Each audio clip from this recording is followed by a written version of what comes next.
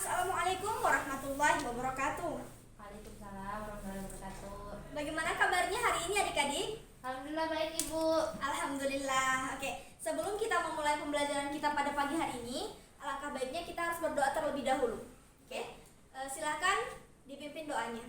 Baik teman-teman, silakan berdoa sesuai dengan keyakinan masing-masing. Berdoa dimulai. Selesai. Oke, sebelum kita memulai materi yang akan kita pelajari hari ini, Ibu akan memeriksa kehadiran kalian terlebih dahulu ya. Ibu Hari ini siapa yang tidak hadir? Fikri Ibu. Fikri. Ya. Kenapa dia tidak hadir? Sakit Ibu. Sakit. Ada suratnya? Tidak ada Ibu. Oke, kalau pembelajaran Ibu, kalau tidak ada suratnya Ibu anggap apa ya? Baik Ibu. Oke. Apakah sudah siap belajar hari ini adik-adik? Siap Ibu. Siap, oke. Kalau sudah siap, Ibu akan tanya. Pembelajaran kemarin kita belajar tentang apa? Reaksi redoks Ibu. Ya, reaksi redoks. Sebenarnya kalian memahami tidak apa itu reaksi redoks? Reaksi redoks yang saya ketahui Ibu, di mana reaksi redoks itu terdiri dari reaksi reduksi dan reaksi oksidasi. Ya. Apa itu reduksi dan apa itu oksidasi? Reduksi adalah peristiwa penurunan bilangan oksidasi suatu unsur, dan oksidasi adalah peristiwa kenaikan bilangan oksidasi suatu unsur. Ya, betul sekali, tepat sekali. Setelah kita mempelajari kemarin materi tentang reaksi reduksi dan oksidasi, maka hari ini ada keterkaitan antara materi kemarin dengan materi hari ini. Yaitu materi hari ini kita belajar tentang ini. Bisa diperhatikan di depan. Kita belajar tentang notasi sel volta dan kespontanan reaksi. Ya. Kompetensi dasar yang harus dicapai yaitu yang pertama itu menganalisis proses yang terjadi dalam sel volta dan menjelaskan kegunaannya. Kemudian indikator yang harus dibahas yaitu menjelaskan notasi sel volta dan kespontanan reaksi. Ya. Kemudian tujuan pembelajaran yang harus kita capai yaitu yang pertama, melalui diskusi kelompok, peserta didik mampu menjelaskan notasi sel volta dan kespontanan reaksi. Ya, jadi kalian harus tahu membedakan yang mana itu apa sih sebenarnya notasi sel volta dan apa itu sebenarnya kespontanan reaksi. Ya. Kemudian yang kedua, tujuan pembelajaran yang kedua, melalui diskusi kelompok, peserta didik mampu menampilkan contoh dari notasi sel volta, lalu menganalisis proses yang terjadi dalamnya. Ya. Kemudian yang ketiga, peserta didik mampu menuliskan notasi sel volta dan menentukan reaksi yang spontan. Oke. Sebelum itu kita harus tahu dulu sebenarnya apa itu sel volta. Ya. Sel volta itu adalah, bisa satu orang baca? Adalah sel elektrokimia dari mana energi kimia dari reaksi redoks spontan diubah menjadi energi listrik. Ya, jadi sel volta itu adalah sel elektrokimia, di mana energi kimia itu dari reaksi yang spontan, dari reaksi redoks yang spontan diubah menjadi energi listrik, gitu ya. Nah, secara umum notasi sel volta itu terdiri dari anoda.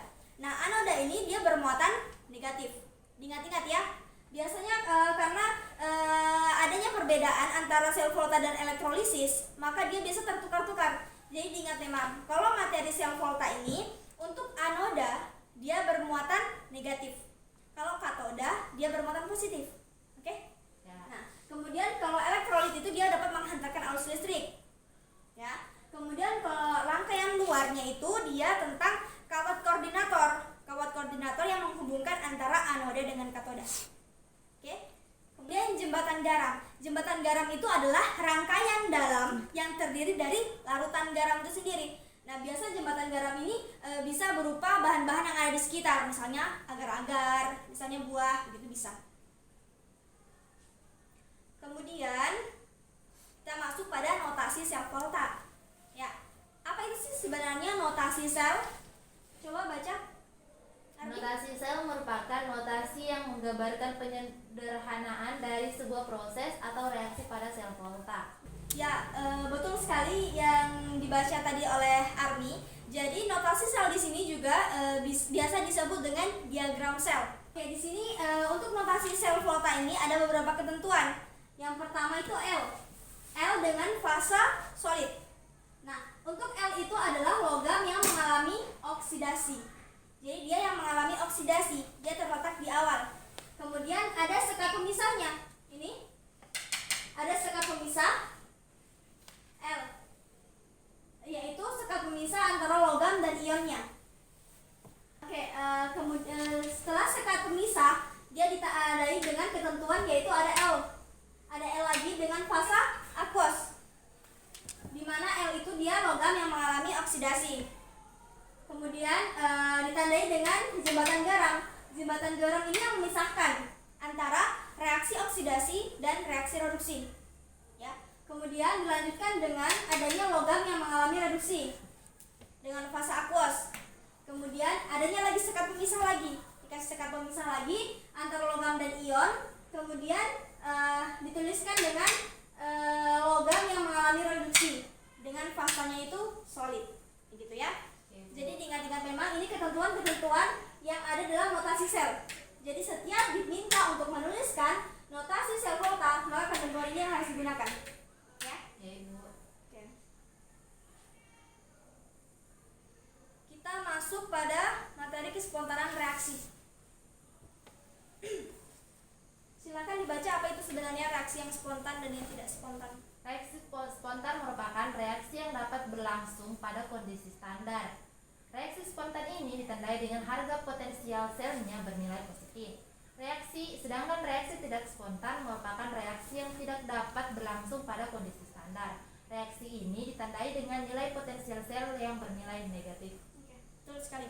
Jadi setiap kalau yang spontan dia yang positif, sedangkan yang tidak spontan dia negatif. Itu hasilnya ya. Hasilnya hasil reaksi yang harga potensialnya itu, harga E selnya itu dia positif kalau yang spontan. Kalau yang negatif dia tidak spontan. Oke. Untuk memprediksi adanya reaksi yang berlangsung spontan dan tidak spontan, kita menggunakan dua cara, ya. Yang pertama itu cara perhitungan sampai menghasilkan potensial sel. Dan yang cara kedua itu kita menggunakan Darrad volta. Caranya Ibu memfokuskan pada yang namanya Darrad volta. Ya, kita melihat Darrad volta ini. Oke.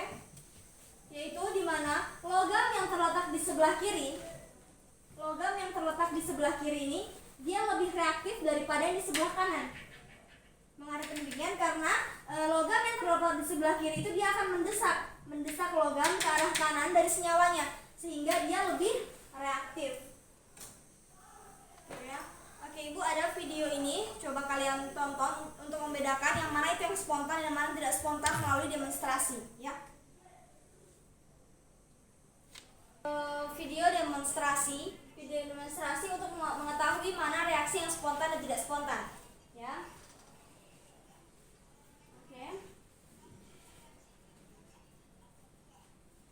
Ya, videonya sudah selesai. Jadi Ibu akan tanya kepada kalian dari video ini tadi, apa yang dapat kalian lihat, yang mana yang termaksud yang spontan dan mana yang tidak spontan. Ada yang bisa melihat dari video yang Ibu jelaskan? Saya, Bu, menurut saya yang pada tabung reaksi 1 itu di mana padatan CuSO4 ditambahkan dengan serbuk besi, itu reaksinya spontan.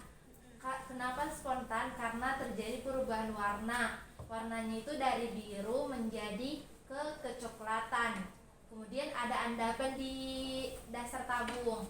Nah, untuk yang tabung reaksi 2 itu reaksinya tidak spontan, yaitu padatan FeSO4 ditambahkan dengan logam Cu. Dia tidak spontan karena warnanya tetap, warna larutannya tetap dan tidak ada endapan di dasar tabung. Ya, betul sekali. Ini merupakan demonstrasi sederhana yang dapat mengetahui manakah reaksi yang spontan dan tidak spontan. Di mana ciri-ciri dari reaksi spontan itu yang pertama itu tadi, dia mengalami perubahan warna. Seperti yang dijelaskan, dia kan tadi dari warna biru berubah menjadi kecoklatan kan. Kemudian yang kedua adanya endapan di bawahnya. Yang spontan pasti ada endapan. Kemudian dia terjadi perubahan suhu. Dia suhunya itu panas. Oh, itu berarti salah satunya. Ya, suhunya panas itu yang spontan. Kemudian jika yang tidak spontan, dia tidak terjadi perubahan warna, tidak ada endapan. Begitu ya. Jadi kita kembali juga lagi ke deret voltanya. Jadi dia dari kiri ke kanan. Karena kan duluan mana ya? Ibu kasih lihat deret volta.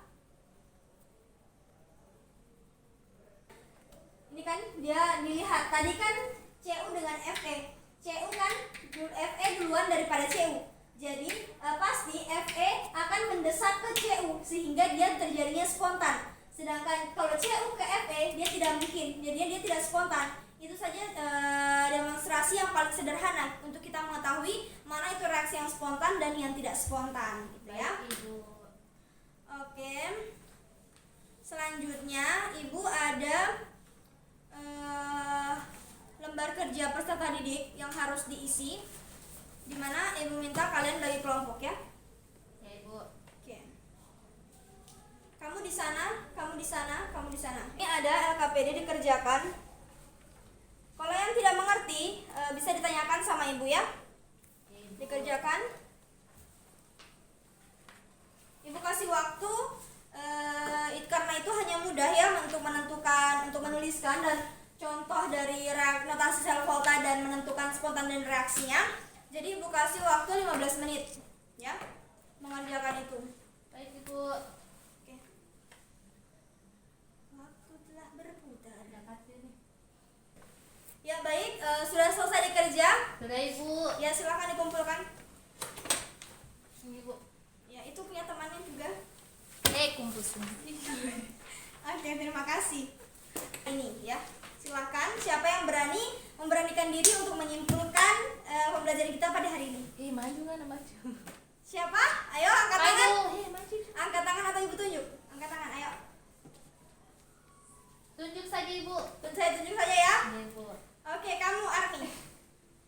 Saya, Ibu. Ya, Baik, menurut saya kesimpulan yang dapat saya ambil dari pelajaran hari ini adalah notasi sel volta adalah notasi yang menggambarkan penyederhanaan dari sebuah proses atau reaksi sel volta.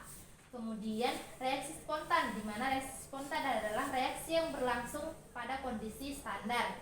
Kemudian sedangkan reaksi tidak spontan adalah reaksi yang tidak dapat berlangsung pada kondisi standar. ya betul sekali. Betul sekali apa yang dijelaskan oleh Armianti. Jadi beri aplaus pada Armianti. Ya, oke. Ibu memberi penguatan sedikit di sini ya bahwa notasi sel volta itu betul. Memang adanya itu dia penyederhanaan, di mana sel volta ini ditandai biasa disebut dengan diagram sel yang ditandai dengan ketentuan-ketentuan tadi.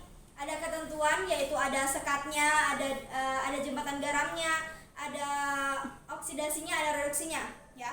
Jadi itu semua yang dinamakan dengan notasi sel volta. Kemudian untuk reaksi yang spontan, ingat saja bahwa kalau yang reaksi spontan, S-selnya itu nilainya adalah positif, sedangkan yang tidak spontan dia negatif, begitu ya. Oke. Sebelumnya Ibu ucapkan terima kasih banyak kepada Arni yang sudah membacakan kesimpulan. Ibu ada reward atau penghargaan dan hadiah untuk Armianti. Ya, oke. Selamat, semoga hadiahnya bermanfaat dan bisa lebih giat lagi belajarnya ya. Ibu. Oke. Yeay. Ya, sebelum Ibu mengakhiri pertemuan ini, Ibu memberitahukan kepada kalian bahwa kalian harus terus belajar di rumah karena materi pekan depan itu kita membahas tentang cara menghitungnya ya. Cara menghitung potensial sel. Jadi ditulis memang materi untuk besok, untuk pekan depan kita belajar menghitung nilai potensial sel. Oke? Tetap semangat, keep smile. Ya, oke. Sebelum mengakhiri pembelajaran pagi hari ini, alangkah baiknya kita berdoa agar kita selamat di jalan ya. Silakan dipimpin doanya. Baik, sebelum kita pulang ke rumah masing-masing, mari kita berdoa sesuai dengan keyakinan masing-masing. Berdoa dimulai. Selesai. Ya, oke. Kalian bisa pulang di rumah masing-masing. Hati-hati di jalan ya. Ya, Ibu. Makasih, Semoga Ibu. kalian bisa senang diajar sama Ibu ya. Ya, Ibu. Oke. Akhir kata ibu ucapkan wabillahi taufik wal hidayah. Wassalamualaikum warahmatullahi wabarakatuh.